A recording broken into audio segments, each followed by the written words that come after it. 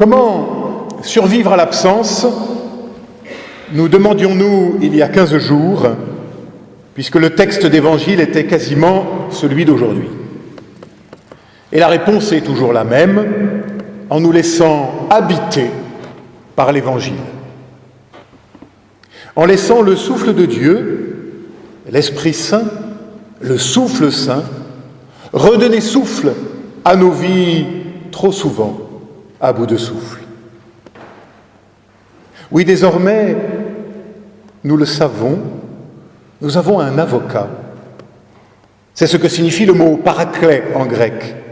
Un défenseur qui vient nous défendre contre les autres et contre nous-mêmes, contre tout ce qui vient défigurer l'homme et sa beauté, tout ce qui vient défigurer Dieu et sa bonté. Et je concluais en soulignant que si nous voulons nous laisser habiter par ce souffle de vie, le laisser regonfler la voile, alors il fallait apprendre d'abord à lui faire un peu de place. Et pour cela, il faut nous désencombrer un peu de nous-mêmes, nous dépréoccuper un peu de notre petit ego, débroussailler un peu nos existences. Bref, lui laisser tout simplement un peu de place. Mais il arrive que parfois Dieu s'y prenne autrement et qu'il s'en vienne tout bousculer sans vraiment nous demander notre avis. Comme ça, presque malgré nous. Et c'est ce qui se passe à Pentecôte ce jour-là. Sans rien demander à personne, Dieu s'invite. En fait, une double invitation. D'abord dans l'intimité de la maison, nous dit le texte, et ensuite au milieu de la foule. Il y a cette étonnante tension dans le récit des Actes entre ce qui se produit dans le privé, dans l'intime de la maison, et puis la réception, la perception qu'en a la foule et les effets que cela va avoir sur elle. Un peu à l'image peut-être de ce que nous allons vivre tout à l'heure par la réception de nos 3 jeunes catéchumènes. D'abord, il s'agit d'une histoire privée, dans l'intimité de chacun de leur cœur. Ont-ils entendu le tonnerre? Sont-ils les langues de feu? Ça, c'est le secret de leur cœur. Mais s'ils sont là, ce matin, c'est que pour chacun, à sa manière, il s'est pourtant passé quelque chose. Et puis il y a la manifestation publique, le verset biblique qu'ils ont choisi, l'imposition des mains qu'ils vont recevoir. Et il arrive que parfois, on ne comprenne pas vraiment ce qui se passe. Pourtant, il se passe, il s'est passé, il se passera quelque chose. Comme un petit coup de vent dans la vie, qui vient redonner souffle à nos vies à bout de souffle. Quelle est la lecture que la foule, il y a 2000 ans, fait de l'événement? Eh bien, elle ne comprend pas. Qu'est-ce que cela veut dire? Davantage même, d'autres se moquent. Déjà, il y a 2000 ans, l'éruption de la foi déclenchait la raillerie, la moquerie. Ils sont pleins de vin doux, nous dit le texte. En d'autres termes, et en français courant pour les plus jeunes, ils sont bourrés. Et pourtant, malgré les incompréhensions, malgré les railleries et les moqueries, l'événement est là, qui nous dépasse. Et l'Église naît d'un don, celui de ce souffle qui vient redonner souffle à nos vies à bout de souffle. Alors nous, ce matin, réunis autour de Capucine, Marcus et Jérémie, où nous situons-nous? Sommes-nous plutôt dans la maison ou plutôt dans la foule? Nous laisserons-nous surprendre, comme les disciples? Serons-nous un peu moqueurs, comme la foule? Peut-être un peu les deux à la fois. Mais la foule, remarquez-le, n'est pas seulement moqueuse. Un petit verbe vient résonner au cœur de notre récit, émerveillé. On pourrait aussi traduire étonné. Ma sœur, mon frère, la première conséquence de la Pentecôte, du don de l'Esprit aux disciples et à l'Église, c'est l'étonnement, l'émerveillement. Dieu, c'est quand on s'émerveille, disait Maurice Zundel.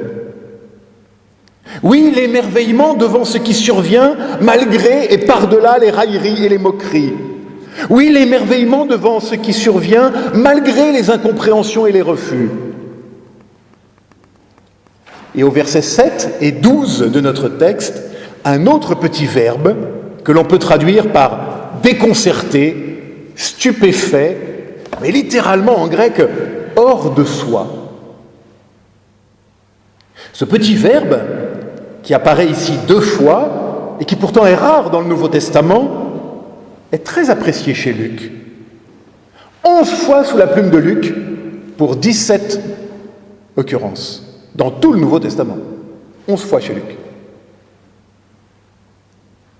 Déconcerté, traduit la Tobe, stupéfait, littéralement, je l'ai dit, quelque chose qui vient nous sortir de nous-mêmes.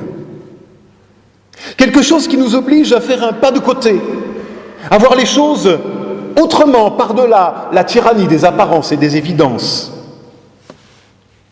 Et c'est ce pas de côté, ce décentrement, qui, je crois, rend possible l'émerveillement.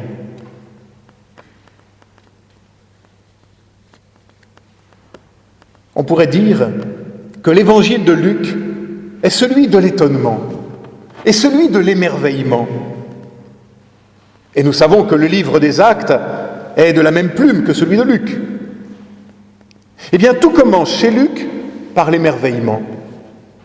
Dès le chapitre 1er, au verset 11, c'est avant la naissance de Jésus, c'est au moment, souvenez-vous, où le vieux Zacharie, qui est dans le temple, apprend qu'il va avoir un fils, Jean le Baptiste.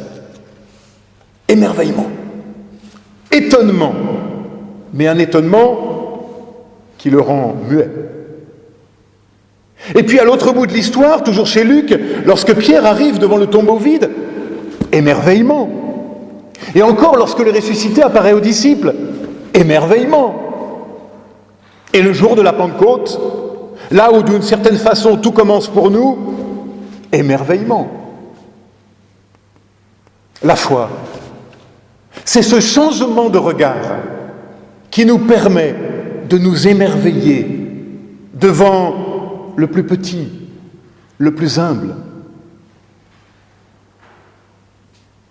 Ce qui est le plus surprenant, c'est que pour le premier émerveillement de Luc, souvenez-vous, le vieux Zacharie, le résultat était plus de voix, muet. Et quand il devra donner le nom du fils, parce que c'est le père qui nomme le fils à ce moment-là, eh bien il devra l'écrire. Plus de voix. Épisode auquel, me semble-t-il, répond notre récit de Pentecôte. L'émerveillement, là, rend la parole. Et la parole audible, et la parole compréhensible par chacun dans son propre langage. Chacun comprend dans sa langue. Voilà le vrai miracle. Non plus langue unique et totalitaire comme à Babel, mais chacun, chacune, au plus secret de lui-même, est rejoint par la parole dans sa propre langue. Comme nos catéchumènes ont chacun reçu un petit quelque chose dans sa propre histoire, à sa manière. Et chacun, chacune aujourd'hui dit ce quelque chose à sa façon. Pour l'une, ça sera plutôt la découverte d'une ligne éthique, d'une manière d'être avec les autres. Pour le second, la découverte d'une fraternité possible, dans l'égalité de tous. Pour le troisième, une porte toujours ouverte, malgré les incompréhensions et les refus. Voilà Pentecôte. Voilà la puissance du souffle de vie sur nos vies, qui vient nous arracher à la tyrannie des apparences et des évidences, nous libérer des moqueries et des railleries, afin que notre voile puisse se gonfler au souffle de l'Évangile, dans l'émerveillement promis, dans l'étonnement toujours offert. Un dernier mot. Lorsque j'étais pasteur à Nîmes, j'ai accompagné un vieux collègue quelques jours avant son décès, 98 ans. Alors lui, il n'était pas muet, il était aveugle. Il était devenu aveugle il y a de très nombreuses années. Je vais le voir et il me dit « Je suis heureux de cette vie. Je suis reconnaissant de cette vie. » Quelques jours plus tard, il décédait. Je rencontre les enfants, les petits-enfants, et ils me disent « Tu sais quels ont été ses derniers mots ?»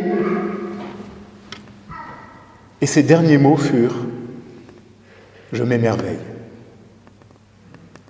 Puissions-nous, nous aussi, vivre notre vie dans l'émerveillement, par-delà les difficultés, les moqueries et les railleries. Alors nous pourrons dire quelque chose d'une rencontre avec Dieu. Amen.